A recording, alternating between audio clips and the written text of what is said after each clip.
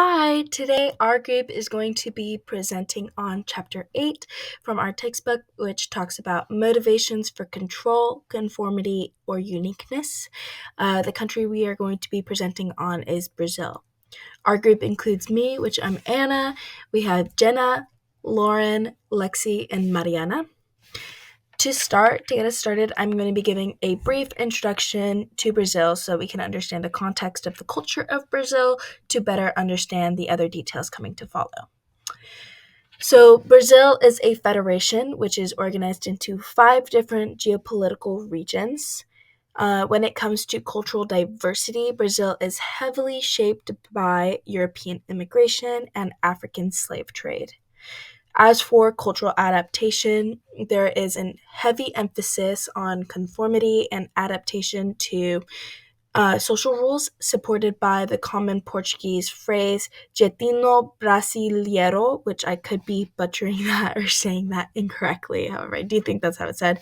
But that refers to a common phrase said in Brazil, referring to the way that Brazilians do things following social norms and social guidelines. And when people do things outside of that, it's not looked fondly upon. There have been, however, recent changes to family dynamics due to urbanization. However, through those changes, Brazilian family structure is also just very heavily influenced on regional differences and historical events, which leads to different socialization practices across the 5 different geopolitical regions. In order to better understand the socialization in Brazil, though, I would like us to just have a better understanding of the complex family roles and cultural diversity, as well as the evolution of these practices. So, over time, family roles have changed and modernized, reflecting the different changes in societal and gender norms. Um, which has led to an increased participation of women in the workforce and just greater parental involvement in childcare overall, as well as parental practices evolving significantly to match the changes in societal expectations. Looking at middle class and lower class, when it comes to middle class families, they heavily prioritize close family relationships and just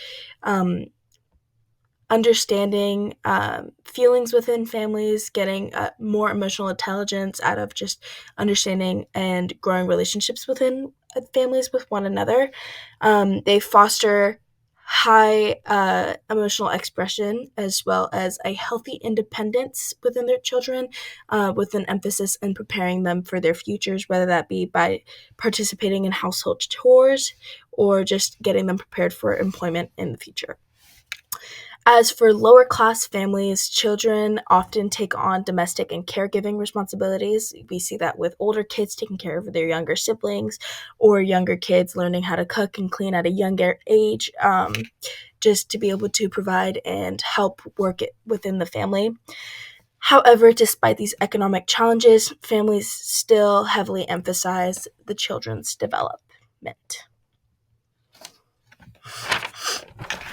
Lastly, I just wanted to look at other historical aspects that have influenced these family models, which includes African family structures and the Republic era. So, if you did not know, Brazil is heavily impacted by and heavily, there is a high population of Africans who were either there for slave trade or immigrated there. And because of this, African cultural groups there are heavily influenced by factors like matriarchal and patriarchal systems. Despite the historical disruptions such as slave separations, a lot of these models are extremely persistent in the lower income communities of African origin. When it comes to the impact of republic and social changes, the republic era emphasized the morality and social control through white patriarchal norms. And overall, though, Brazilian families exhibit hierarchical structures with strong societal ties within the extended family networks. And of course, within the 20th century, there will be changes reflecting economic, social, and demographical changes. However, I hope that just gives you some insight onto Brazil and a better understanding for the motivations for control, conformity, and uniqueness. So, my name is Jenna, and I'm going to be talking about control. So, there are two types of control. The first one being primary control, which is also known as an internal locus of control. And then there's also secondary control, which is also known as adjustment. So, primary control is more focused on shaping the world to fit your own beliefs, goals, or needs, whereas secondary control or adjustment is more focused on how you can work to um, accept the circumstances that you're in. And this is more common in collectivist cultures like Brazil, where the individuals have less influence and people are more likely to conform to the society around them. And then, in terms of choice and decision making, people in collectivist societies are more willing to give up some of their decision making power, and they're also more likely to let their families make decisions for them. And then, in terms of socioeconomics, people from a more working class background are more likely to be content with less control, whereas people from an upper middle class background actually experience less satisfaction when they have less control. And then overall, groups hold more power and control than individuals in collectivist societies like Brazil. For learned helplessness, they view the decisions that they make as actually having less impact on their behavior, and they're more content, again, giving up some of that decision making power. People in collectivist societies are also more likely to be concerned with how they can meet the shared needs and goals of the group and what they can do to work towards that. And then, in terms of the research that we found, one study focused on the attribution help model in Brazil. So, collectivists actually have been shown to exhibit more compassion and consideration of external aspects. And then, participants in this study were actually more likely to provide help when their perception of control changed and influenced sympathy. And then another study that we found compared students from Brazil as well as the United States. In this study, the Brazilian students were actually more likely to both follow the instructions given and also enjoy and get satisfaction out of doing that. Whereas the American students were both less likely to follow the directions and they were also less likely to enjoy. Um, okay, this is bad. This is really bad. This seems to imply that Brazilians have internalized in-group norms. Hi, I'm Lexi Watson. On this slide, I'll be talking about conformity or uniqueness, and I'll just be talking about whether Brazilian society tends to conform or if they stand out and are more unique. What we found from the textbook is that in collectivist societies, people who go against the norm tend to experience more negative social impacts. And the reason behind this is because standing out is viewed as more abnormal.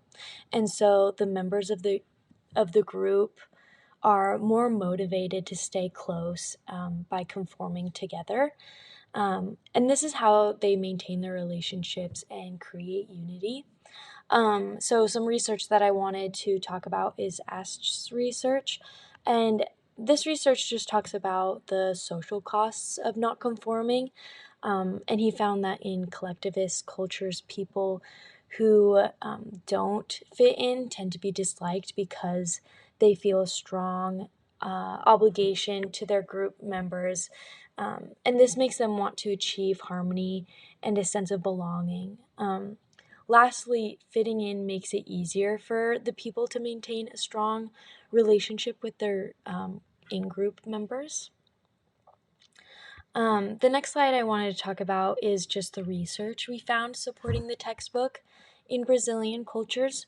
And this first source of research is Torres's research. And he found that in the southern region of Brazil, they score the highest on conformity. And they just show an emphasis on their people being loyal and staying committed to the same goals. And this is what we expect from a native Brazilian population.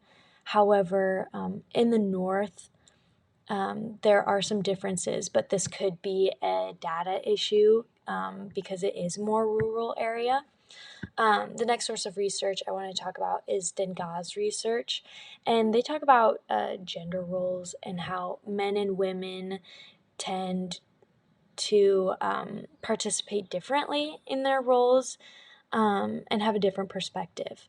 So women tend to focus on like a more domestic life, and while men carry the more traditional role of a man and being masculine. And this just emphasizes their tradition and how men and women kind of stay in these traditions. The next source of research we found is also very similar in the way men and women participate in family structures. And so Rosen's research talks about how these structures are deeply rooted in their culture and why traditions continue. And so the family structures, they tend to follow the pattern that fathers are more authoritarian. And this is kind of true no matter what economic status they fall under in Brazil. And lastly, I just wanted to talk about how Brazil is a very unique culture when you compare it to the rest of the world. And they stand out in the way that they are proud of their culture and they're deeply rooted in their culture and history. But within their culture, they are very similar and create a sense of conformity and unity. I'm Lauren Boyles. I'm having a little bit of technical difficulties, so I'm sorry you won't be able to see me. I'm going to go ahead and jump into Hofstede's cultural dimensions. There is power distance, individualism versus collectivism, masculinity, uncertainty avoidance, long-term and short-term orientation, indulgence versus restraint. Oh, and back up a little bit. All right, who was Geert Hofstede? He was a Dutch social psychologist born in 1928. He conducted comprehensive studies on the values in the workplace and how they were affected by culture. He did studies from 1967 to 1973 on over 70 different countries, and that's where the 6 dimensions actually came from, were his studies. And people still use the 6 cultural dimensions today. They're highly relevant. They're used in fields such as cross-cultural communication, international business, management, and studies like this class.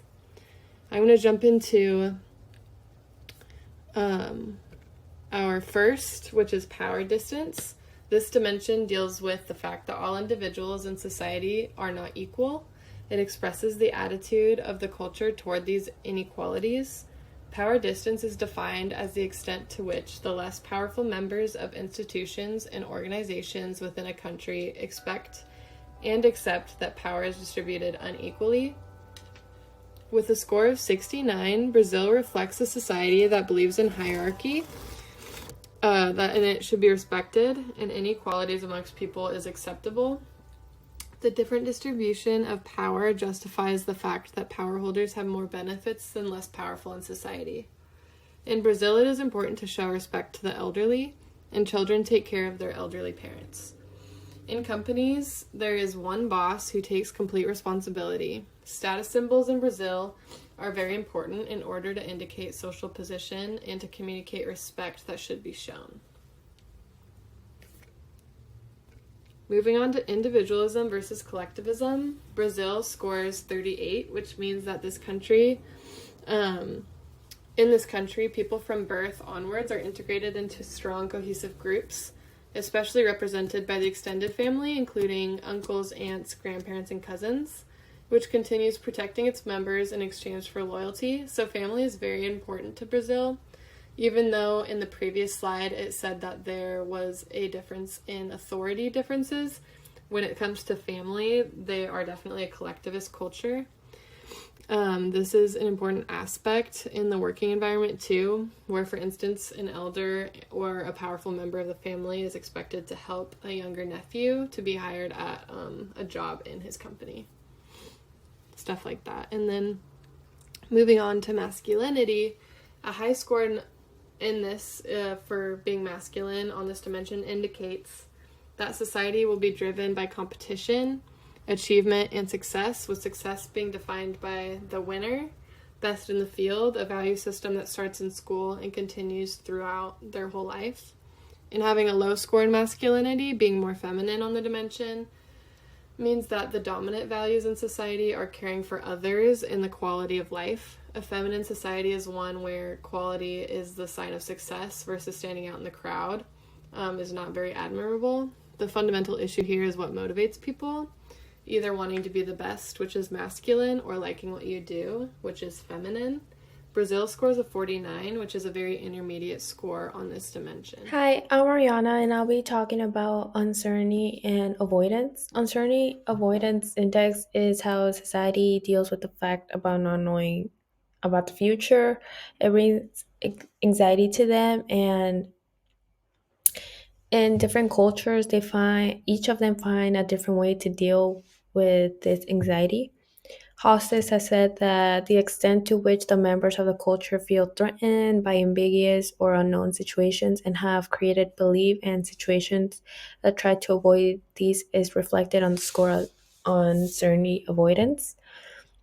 Brazil has scored a 76 on the uncertainty avoidance index. This shows a strong need for laws, rules, and legal systems in order to structure their life. Um, it is important for Brazil to make it safe for everyone.